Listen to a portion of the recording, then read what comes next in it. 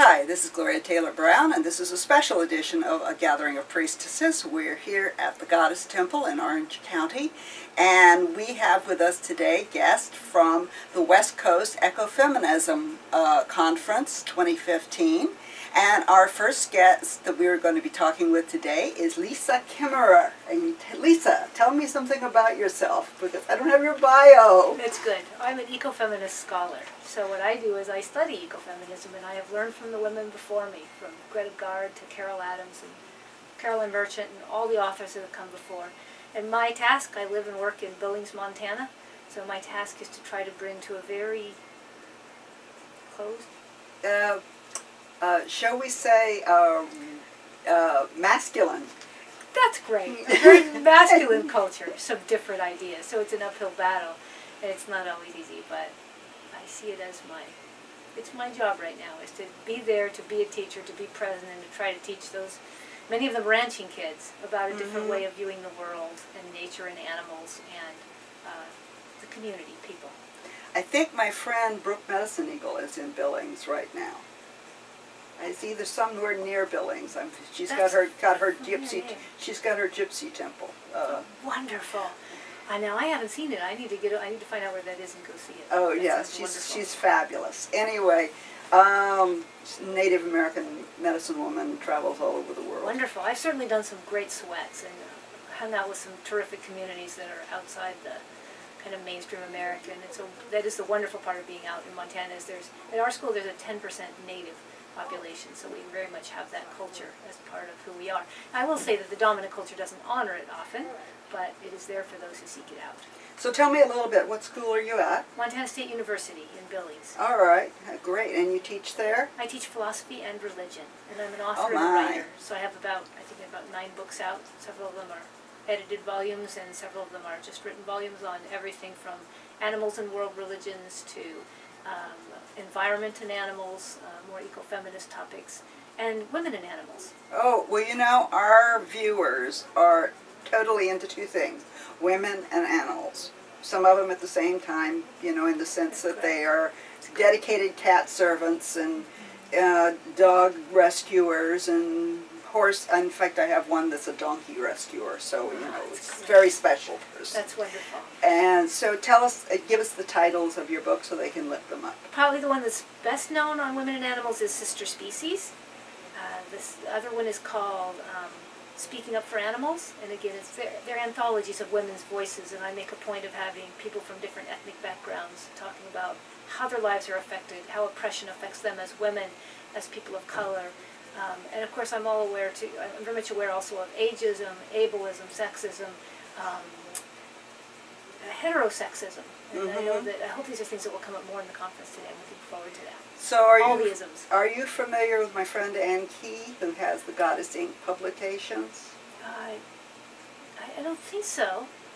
Okay, because you really need to know her. Sounds wonderful. She's in Albuquerque. She's the publisher of Stepping Into Ourselves, an anthology for writings on priestesses, Heart of the Sun, which is the Sekhmet book. Yeah. So terrific writings. Yeah. Authors, yes, these are important things. Getting stuff in print that feminists are great readers generally. Right. She's doing, the reason I'm suggesting this is her and Kimberly Moore are putting together sort of women's university.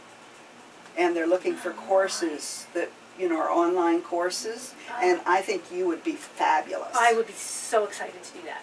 Okay, well, you make sure that before you leave, I've got your email address, and I will do an introduction to both Anne and Kimberly, because your voice is a really important one that we need to hear. And I think that there's a lot of people that would be very, very interested. Thank you. And yeah, because it's, you know, in a way, it's like, one of the things I was asked is, what is ecofeminism? So I'm going to ask you that. Ecofeminism is an absolutely wonderful philosophical idea. It was that women started to discover that there was an A and not A category, and Charlotte Cressy was just talking about this in her talk. She did a wonderful job. It is a system where on one side is the white male property owning person of power, And everything on the other side, women, nature, people of color, the disabled, those who have different sexualities, those who are older women who no longer in their reproductive years, all of them are not, they're put as other, and second, they're denigrated. Right. And then so ecofeminism is a system of, one of the ways of recognizing that there is an overarching system of oppression that affects not just women, but our natural world and animals, the reproduction that we're exploiting of women, we're also doing that to other animals, the way we exploit nature. It's all connected. So recognizing, instead of fighting for nature, fighting for women, fighting for animals separately, fighting for the, against heterosexism, the idea that we should work together, that all of these are linked, that if we can understand that there's this overarching system of oppression, we then can attack it at its roots. We can try to take down that patriarchal notion which is oppressing all of us. Well, you know, it's kind of interesting because, truthfully, if you add together all those people, you know, the disabled, the women, we're way more than the majority. Yes. We're like 75 to 80% of the population. This is why they have to make us feel so small. Yeah. So that we're disempowered, so that we constantly feel like we're spinning, like, you know, running around in high heels, and well, we can't function. We can't. We don't. We're disempowered. The power is taken from us that we would have, so that we can be kept in our place. Okay. Well, nobody's ever kept me in my place, but they've tried. God. Thank you for that. I'm so pleased to hear it. Yeah, in fact, you know, it's been one of the arguments we've had frequently. So as one of the things that we are as priestesses, and I refer to you as a priestess too, because you are in effect manifesting the divine here on earth. Where did that come from, that you found this passion that brought you to this place? No, it's a beautiful question. I think some of it was born in me, but I think the most important thing to say is the women along the way that have helped me. Sitting next to you, seeing that you are powerful, that you are free, that you are truly an individual who's running her own life. It's all part of what's made me who I am. And so I mostly give credit to other people, other women specifically, and other people who are oppressed that have helped me to see how things might be different. And I can feel in myself the oppression. It's very much a part of me. I think that I see a woman like you or like Charlotte, and I always feel like you're farther ahead of me on the path. And it's wonderful to see, but I can only aspire to it at this point. I'm waiting. I'm in process.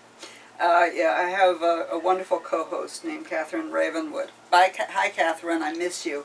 And she's on the show, and she listens to the stories of the women we've interviewed, and she goes, "Oh my God, they've done so many wonderful, incredible things." And I said, "Well, so have you?" And she's like, "Yes, but their things are wonderful and incredible out there in the world." And I'm like, "So have you." So I'm going to say the same thing to you. You have done wonderful and incredible things. You have changed lives. Whenever you have touched someone, I guarantee you that there will be an effect many generations down. Thank you. You just don't see it right this minute. I live in Montana. It's hard to see it. I know it's hard to see, but thank you. But you have made a difference. What you are is making a difference with the way the world will see itself many, many years from now. Oh, that's my hope. You know, the fact that maybe everybody didn't stop eating meat, or maybe everybody didn't stop abusing animals or stop abusing women or anything else they managed to figure out how to abuse tomorrow, based on your words. Well, it's very rare that that ever occurs. It takes time. It's true, and I'm sure grateful for Julia Orr and Charlotte Christie that helped get that word out by having a time when we can get together where I can meet Gloria and talk to her. And great. It's a wonderful breath of fresh air for me. Well, I really appreciate your being here. I appreciate your traveling from Billings, Montana, which is not easy. I've been there. I know what it takes to get there and what it takes to get out of there. It's not easy, folks.